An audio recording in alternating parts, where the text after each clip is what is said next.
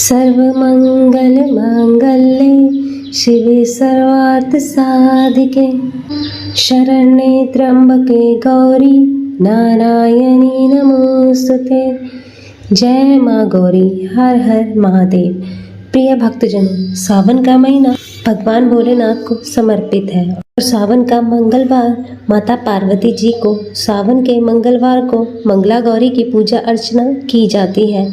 मान्यताओं के अनुसार इस व्रत को रखने से मनोकामना जल्दी पूर्ण हो जाती है और सुहागन महिलाएं अगर इस व्रत को रखती हैं तो उन्हें अखंड सौभाग्यवती होने का वरदान प्राप्त होता है। सावन में मंगलवार को सुहागन महिलाएं पूरे दिन व्रत रखकर शाम को मंगला गौरी की विधि विधान से पूजा अर्चना करती हैं और व्रत कथा पढ़ती हैं। तो प्रिय भक्तजनों, आज हम इस वीडियो में मंगला गौरी की व्रत कथा सुनेंगे। तो आप सभी भक्तजन बड़ी ही श्रद्धा, ध्यान पूर्वक और प्रसन्नचित मन से इस कथा को श्रवण कीजिएगा।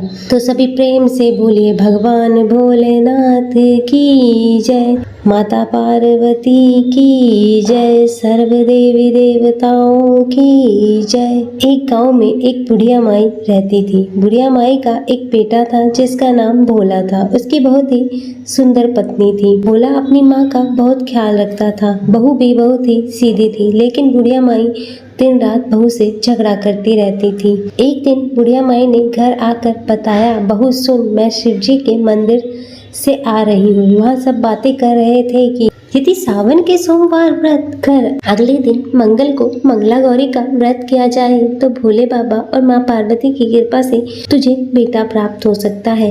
तब रूपा ने कहा, लेकिन माँ जी, मैं तो केवल सोमवार का व्रत करती हूँ। आप कह रही हैं तो इस बार मैं दोनों व्रत करूंगी। लेकिन बुढ़िया माई केवल अपनी बहू को परेशान और भूखा रखने के लिए यह सब कह रही थी।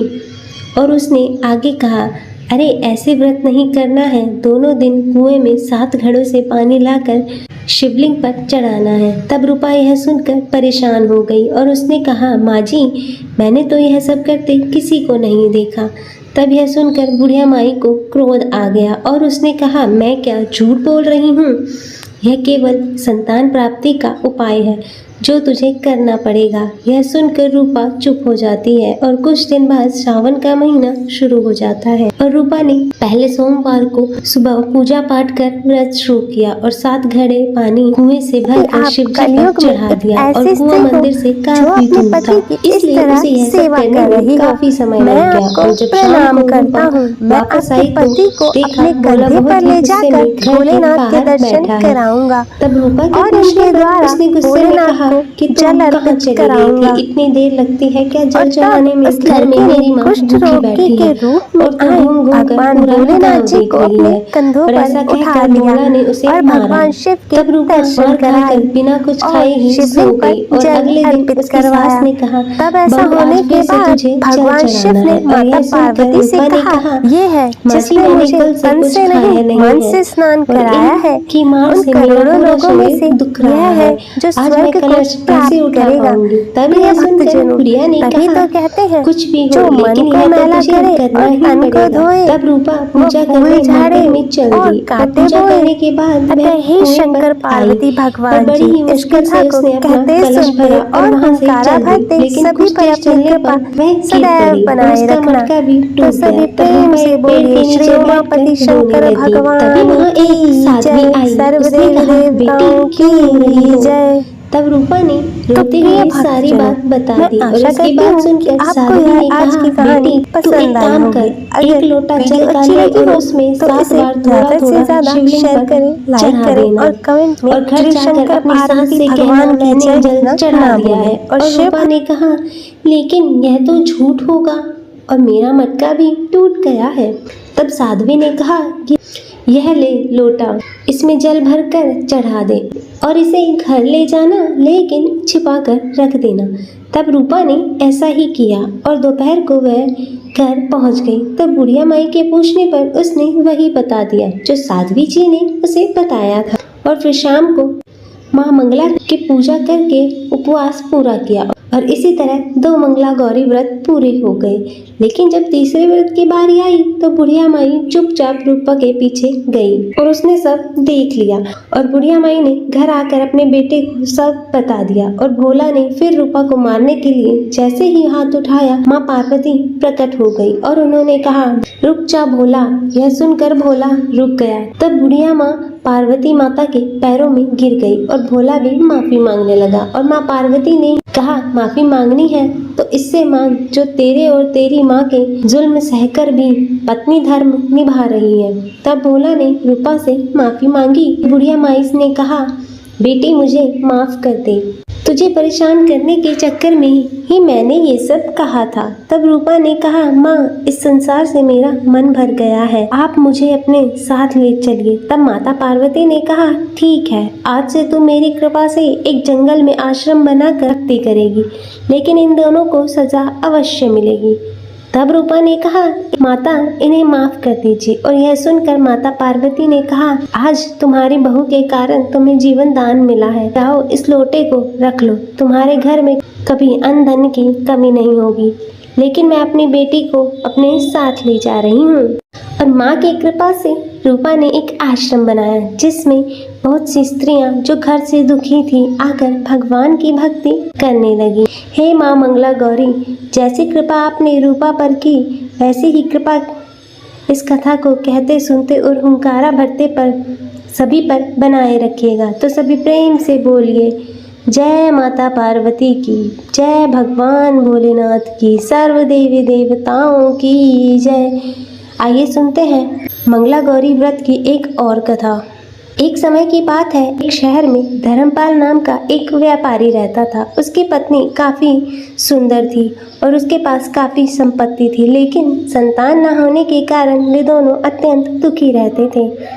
और ईश्वर की कृपा से उनको एक पुत्र की प्राप्ति हुई, लेकिन वह अल्पायु था और उसे यह श्राप मिला था कि 16 वर्ष की उम्र में सांप के काटने से उसकी मौत हो जाएगी। और संयोग से उसकी शादी 16 वर्ष से पहले ही एक युवती से हो गई जिसकी माता मंगला गौरी व्रत किया करती थी। और परिणाम स्वरूप उसने अपनी पुत्री के लिए एक ऐसे सुखी जीवन का आशीर्वाद प्राप्त किया था जिसके कारण वह कभी विधवा नहीं हो सकती थी। और इसी वजह से धर्मपाल के पुत्र ने 100 वर्ष की लंबी आयु प्राप्त की। और इस कारण से सभी नवविवाहित महिलाएं इस पूजा को करती हैं तथा गौरी व्रत का पालन करती हैं तथा अपने लिए एक लंबी सुखी और स्थायी वैवाहिक जीवन की कामना करती हैं।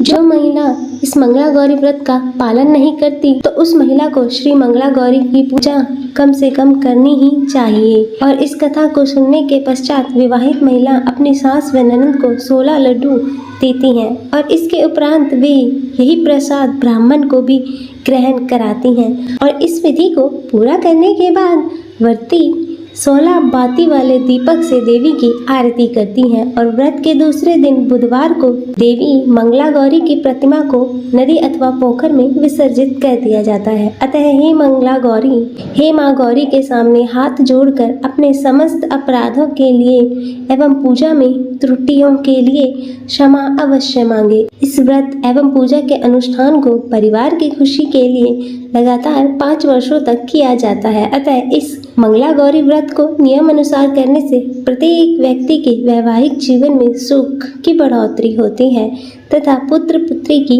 प्राप्ति होती है एवं पुत्र पुत्री का जीवन भी सुखपूर्वक व्यतीत होता है। ऐसी इस मंगला गौरी व्रत की महिमा वर्णित की जाती है। अतः हे माँ गौरी, इस कथा को कहते सुनते और हुंकारा भरते सभी पर अपनी कृपा सदैव बनाए रखना और सभी के जीवन से कष्टों को दूर करना, सभी के जीवन में सुख और समृद्धि देना। तो सभी प्रेम से बोलिए, माता पार्वती की जय, भगवान भोलेनाथ की जय, सर्व देवी देवताओं की जय।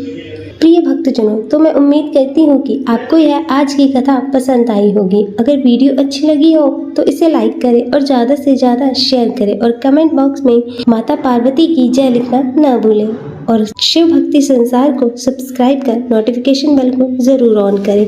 जय माता मंगला गौरी की। हर हर महादेव। ओम नमः शिवाय।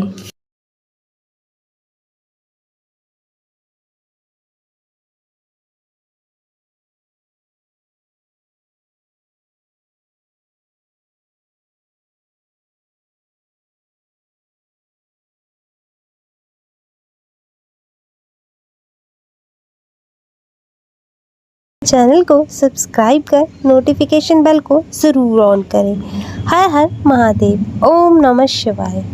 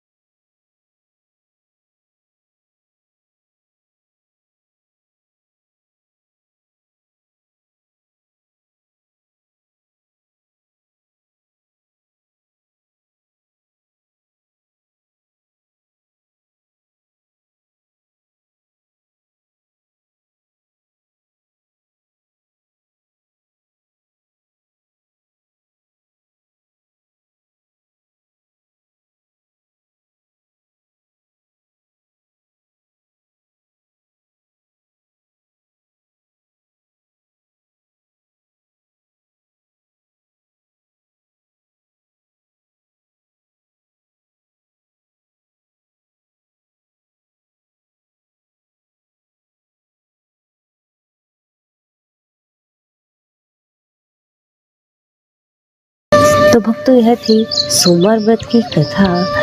आशा करती हूँ आपको यह वीडियो पसंद आई होगी। वीडियो पसंद आई हो तो चैनल को लाइक, शेयर, सब्सक्राइब और कमेंट में हर हर महादेव लिखें। हर हर महादेव। ओम नमः शिवाय।